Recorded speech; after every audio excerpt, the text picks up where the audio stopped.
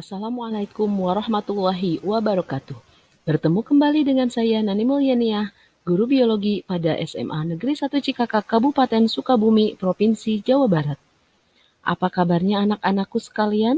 Semoga tetap sehat dan selalu berada dalam lindungan Allah Subhanahu wa Ta'ala. Beberapa minggu yang lalu, pastinya kalian sudah mengenal materi gen, DNA, RNA, dan kromosom yang berkaitan dengan pewarisan sifat dari orang tua kepada keturunannya atau biasa disebut dengan istilah hereditas. Proses pewarisan sifat dari sel induk kepada sel anaknya tidak terlepas dari dua macam pembelahan sel, yaitu pembelahan mitosis dan pembelahan meiosis. Pada video pembelajaran bulan lalu, kalian sudah belajar proses mitosis secara lengkap dan detail. Nah, kali ini kita akan kupas materi mengenai pembelahan sel secara meiosis beserta tahapan-tahapannya. Apa itu pembelahan meiosis? Pembelahan meiosis adalah pembelahan sel yang menghasilkan 4 sel anakan. Masing-masing sel anakan hanya memiliki setengah dari jumlah kromosom sel induk, sehingga jumlah kromosom yang dimiliki anakan adalah N atau haploid. Pembelahan meiosis disebut pembelahan reduksi. Pembelahan meiosis mengalami dua tahap pembelahan, yaitu meiosis 1 dan meiosis 2. Bagaimana tahap pembelahan meiosis? Bisa kita lihat pada gambar berikut ini.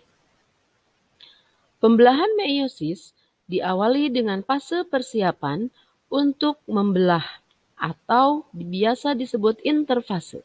Pada tahap ini, sel melakukan hal yang sama seperti pada pembelahan mitosis, yaitu adanya peningkatan aktivitas metabolisme, sintesis protein, replikasi DNA, dan penggandaan organel seperti sentriol.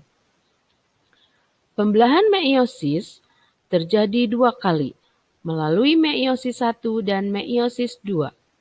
Pada meiosis 1 akan terjadi rekombinasi gen dan reduksi kromosom.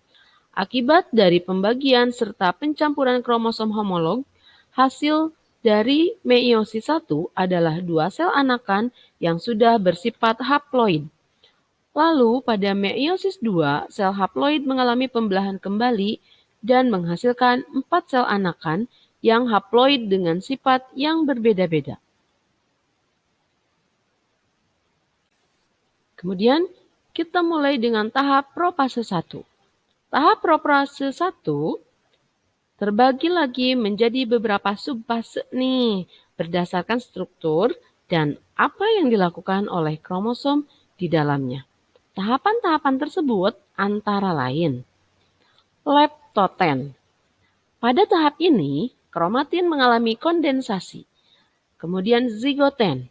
Pada tahap ini, kromosom akan saling berpasangan dengan homolognya. Selanjutnya pakiten. Pada tahap ini terjadi penggandaan lengan-lengan kromosom. Dan diploten. Pada tahap ini, kromatid mengalami pindah silang. Dan yang terakhir, diakinesis. Pada tahap ini, membran inti menghilang dan sentrosom membelah menjadi dua sentriol. Pada fase pembelahan meiosis 1, profase 1 memiliki ciri yaitu membran inti mulai rusak menjadi bagian-bagian kecil yang disebut fragmen. Kromosom sudah mengganda dan memadat. Selain itu, terjadi pindah silang atau pertukaran segmen molekul DNA yang sesuai di antara kromatid non-saudara.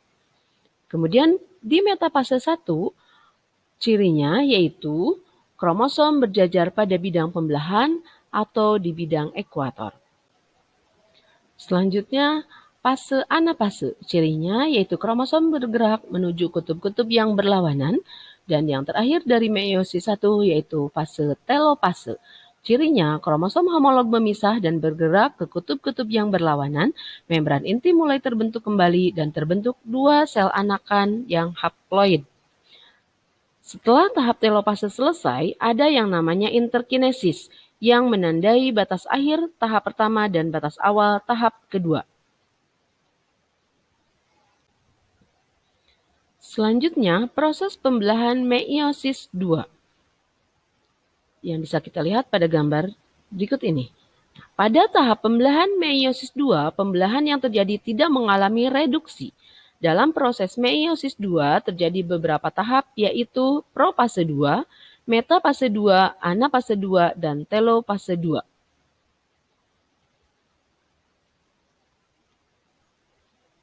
Nah, berikut penjelasan mengenai fase pembelahan meiosis 2, yaitu diawali dari fase profase. Pada profase 2, membran inti mulai rusak menjadi fragmen dan terbentuk gelendong pembelahan.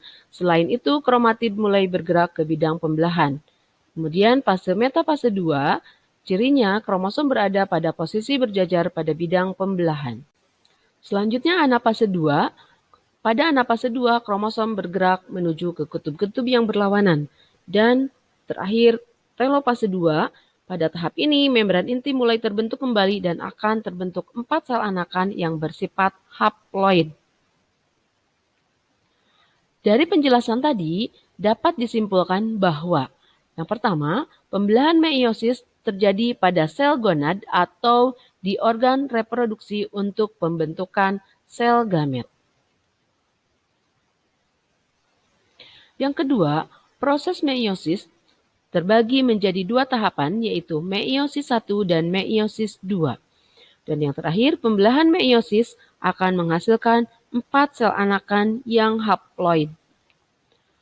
Proses pembelahan meiosis cukup panjang ya.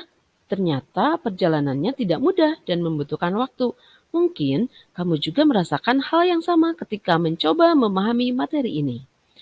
Tapi kalian mesti ingat kata-kata mutiara ini. Kebingungan kita terhadap sesuatu sama berharganya dengan pemahaman kita atas sesuatu. Jadi, kalau kamu bingung, itu adalah hal yang sangat bagus karena kamu berusaha memahami sesuatu yang sukar untuk dimengerti. Kiranya cukup sekian yang dapat saya sampaikan. Wallahul muwaffiq ilal aqwamit thoriq. Wassalamualaikum warahmatullahi wabarakatuh.